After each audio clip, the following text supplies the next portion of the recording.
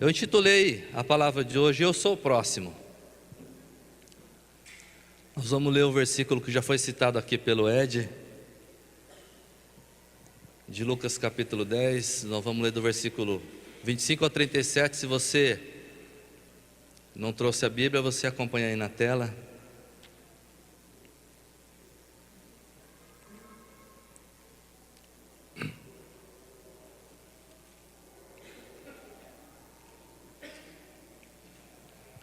Que é a passagem do bom samaritano. Eis que certo homem, intérprete da lei, se levantou com o intuito de pôr Jesus à prova e disse-lhe: Mestre, que farei para herdar a vida eterna? Então Jesus lhe perguntou: O que está escrito na lei? Como interpretas?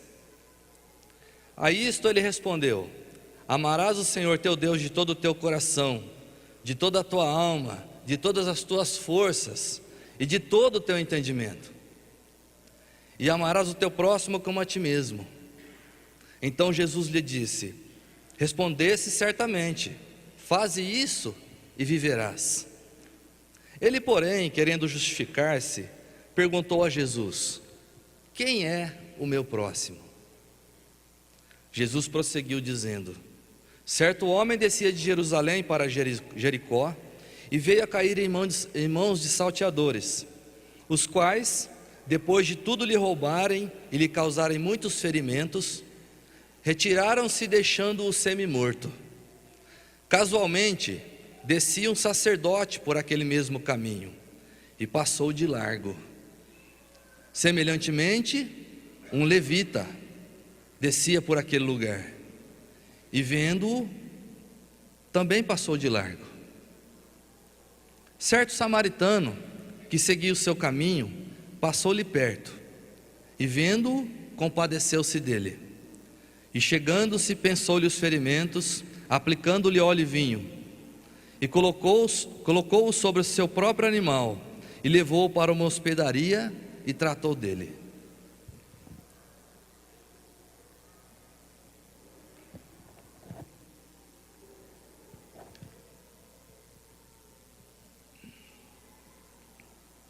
No dia seguinte, tirou 2 denários e os entregou ao hospedeiro, dizendo: Cuida deste homem, e se alguma coisa gastares a mais, eu te indenizarei quando voltar.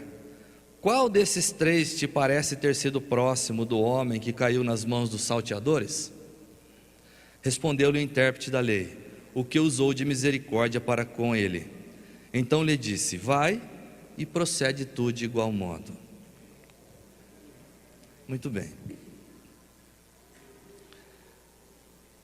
A gente entende que todos nós temos um compromisso, todos nós somos parte da igreja, fazemos parte da igreja, nós somos a igreja, vivemos as realidades da igreja, mas quando essas situações, elas se aproximam de nós, parece que incomoda.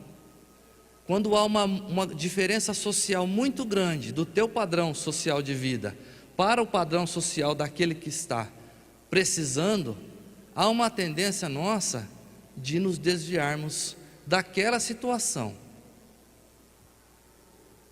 E aí, parece que eu não tenho nada a ver com isso, parece que eu não devo ser participante disso, parece que eu não devo me envolver. Tem uma historinha que eu separei para vocês, que é a fábula do rato, talvez você já conheça. Eu vou ler para vocês, não tem aí. Um rato, olhando pelo buraco da parede, vê o fazendeiro e sua esposa abrindo um pacote.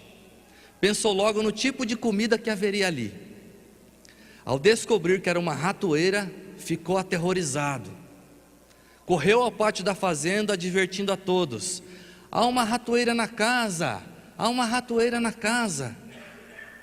A galinha disse: Desculpe-me, senhor rato, eu entendo que isso seja um grande problema para o senhor, mas isso não me prejudica em nada, isso não me incomoda. O rato foi até o porco: Há uma ratoeira na casa, senhor porco, há uma ratoeira na casa. E o porco disse o seguinte: Desculpe-me, senhor rato, mas não há nada que eu possa fazer a não ser orar, né? Aquelas pessoas muito espirituais, a não ser orar. Fique tranquilo, que o Senhor será lembrado nas minhas orações. E o rato então, já meio sem esperança, foi até a vaca e disse: há uma ratoeira na casa.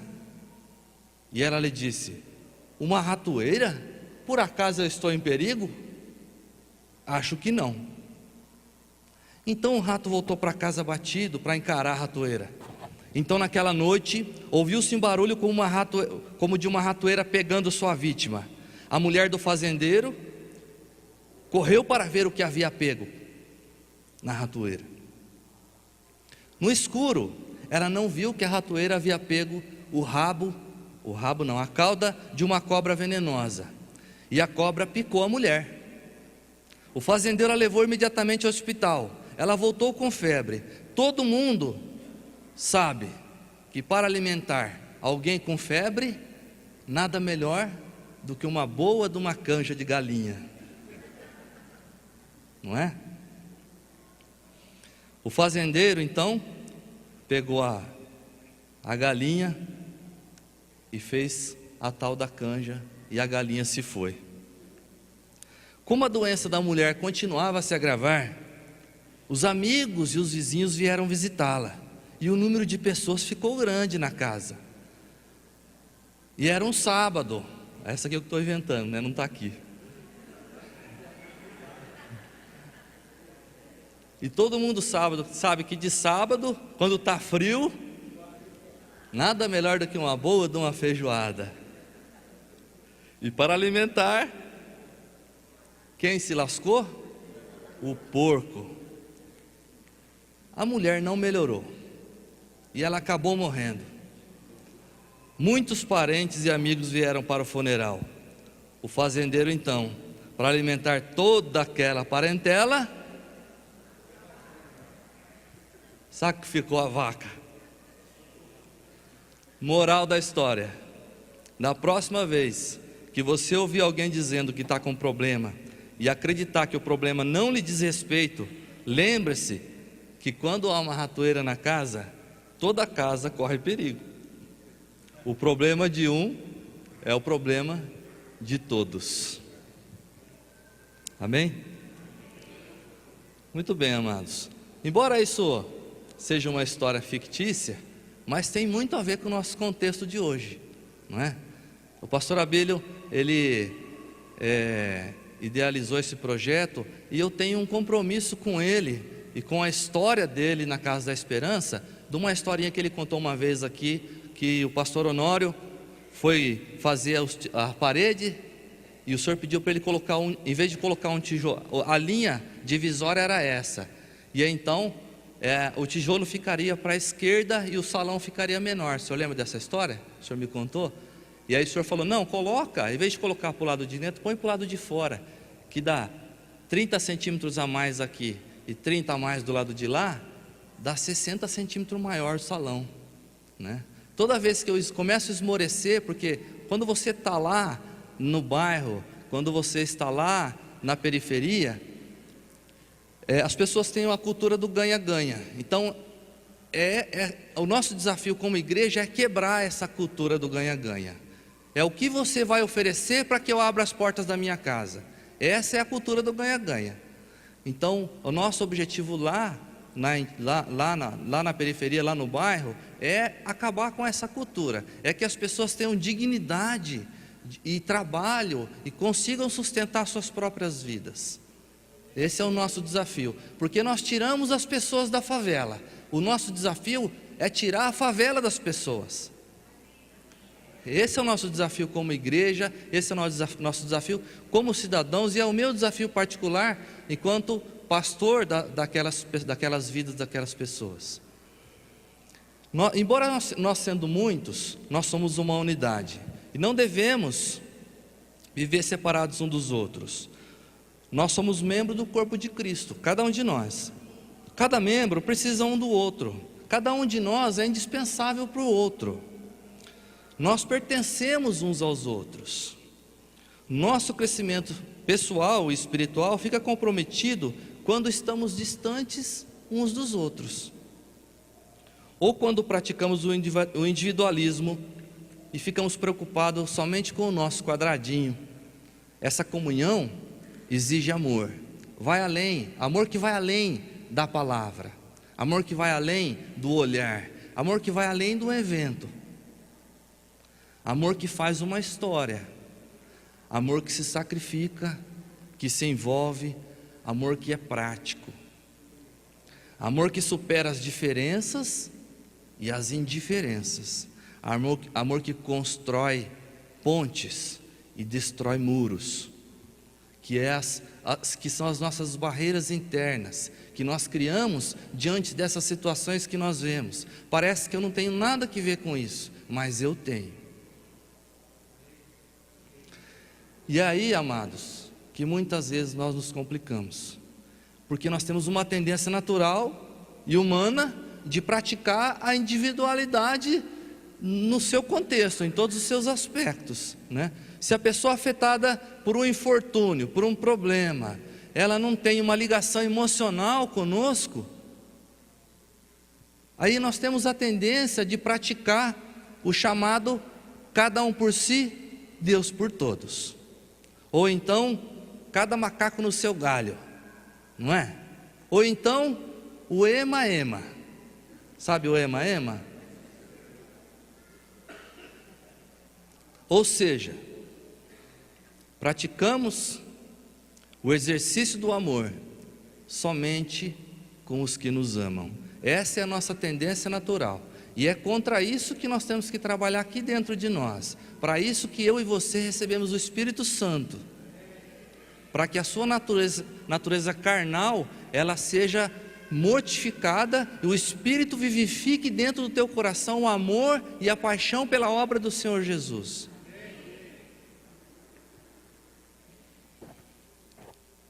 Mateus capítulo 5. Dá para ler aí, né? Eu vou ler ali na tela. Porque se amardes os que vos amam, que recompensa tendes? Não fazem os publicanos também o mesmo? E se saudardes somente os vossos irmãos, que fazeis demais? Não fazem os gentios também o mesmo?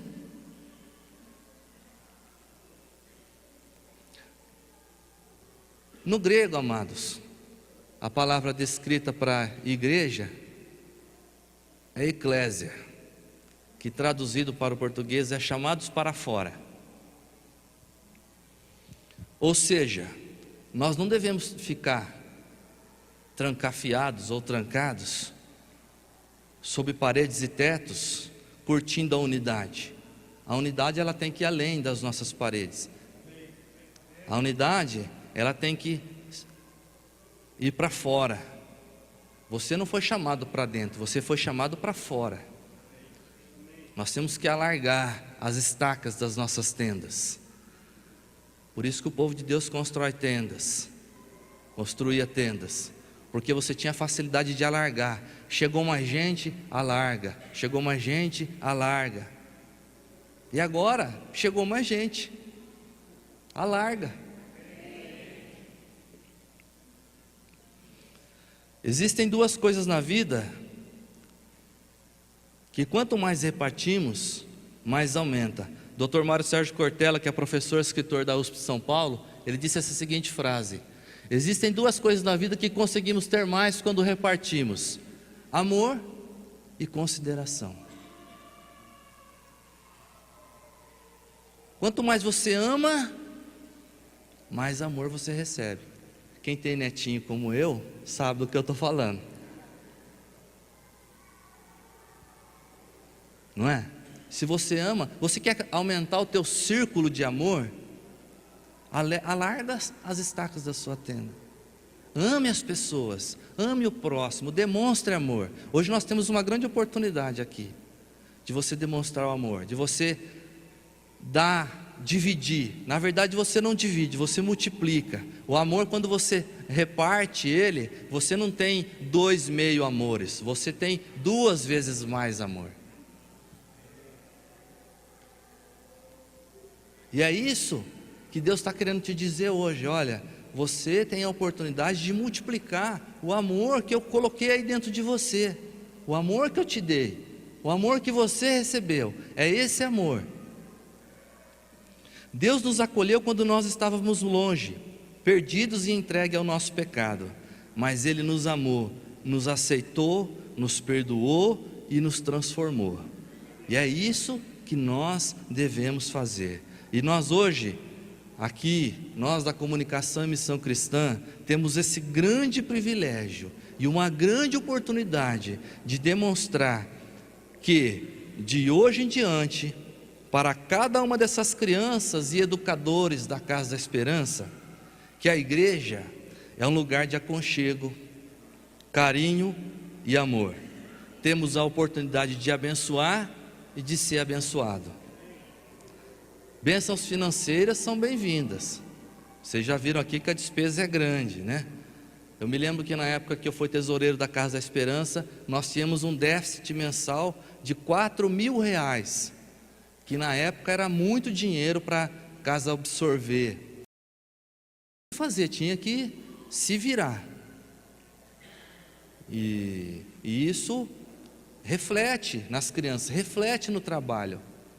A gente fez um trabalho na época junto com o André, né? Na época que eu era tesoureiro, o André era o presidente. Nós fizemos um trabalho junto com vocês, com a igreja reagiu por um tempo, e depois nós voltamos a ter déficit de novo, e aí nós reclamamos de novo. Nós somos diferentes do Ricardo, né, André? Porque nós pedimos bastante, né? Graças a Deus pela igreja, porque é o nosso socorro.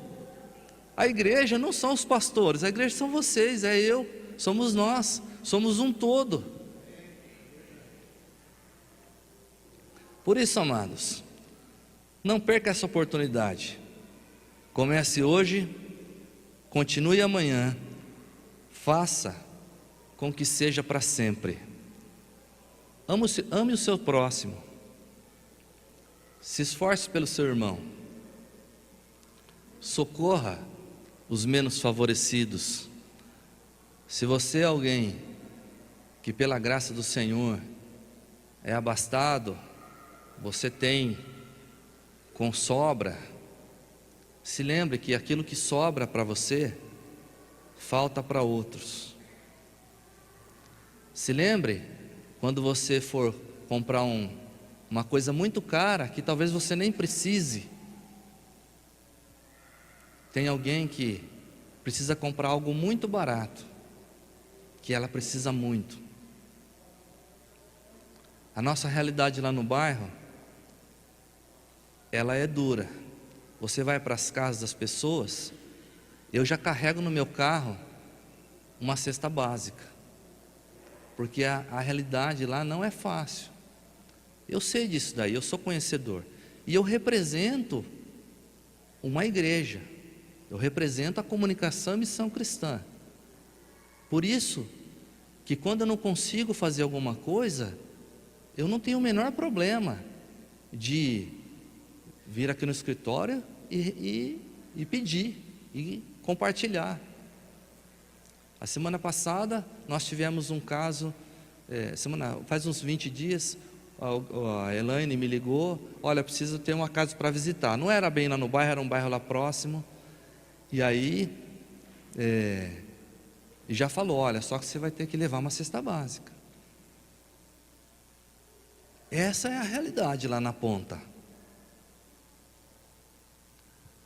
Muitos irmãos, eles precisam vir aos cultos e eles não têm carros, como eu e você temos carros.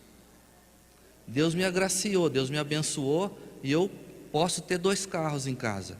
Um carro, minha mulher vem com os meus filhos, e eu vou lá no bairro para servir ao Senhor. Não pode ter sobrando em casa e faltando para os irmãos. Eu estou dando o meu exemplo, mas eu tenho certeza que cada um de vocês aqui teria um exemplo para dar, não é? Se eu chamasse todos os pastores ou todos vocês aqui, vocês teriam um exemplo para dar. Mas isso é só um exemplo, não resolve o problema das pessoas. O que resolve é Cristo. O que resolve é eu e você mover os pés, sair do seu lugar, da sua zona de conforto, gastar tempo gastar dinheiro, gastar sola de sapato e pregar o Evangelho a toda criatura. Isso é o que vai mudar e transformar a vida de todas aquelas pessoas do bairro Fortunato Rocha Lima e dos bairros ali vizinhos, porque a Casa da Esperança hoje não atende só o bairro Fortunato Rocha Lima. Ali nós temos crianças do Jaraguá, temos crianças do Santa Fé, temos crianças do 9 de Julho, temos crianças do Nova Esperança, todos os bairros ali vizinhos. A Casa da Esperança, ela alargou as tendas, né? ela é muito maior do que a gente possa imaginar. Então, e para nós é uma grande oportunidade de fazermos a diferença. Cada criança que você vê ali, atrás dela tem uma história, atrás dela tem uma família, atrás dela tem situações que nós temos que cuidar, porque muitas delas se encontram em situações de risco, e nós temos que ter a sensibilidade de saber em que hora que essa criança está em situação de risco, e quantas vezes a coordenação da Casa da Esperança já acionou o Conselho Tutelar, já acionou o Ministério Público, já acionou os conselhos de socorro à criança e ao adolescente. E muitas vezes são os próprios familiares que estão colocando as crianças em situações de risco. Então, nós estamos ali para fazer essa diferença. Nós estamos ali para pregar o Evangelho. Nós estamos ali para que o reino de Deus chegue em cada uma daquelas vidas. Portanto, amados, não perca essa oportunidade. Hoje é o dia da graça de Deus sobre a sua vida e sobre a vida de cada uma dessas crianças.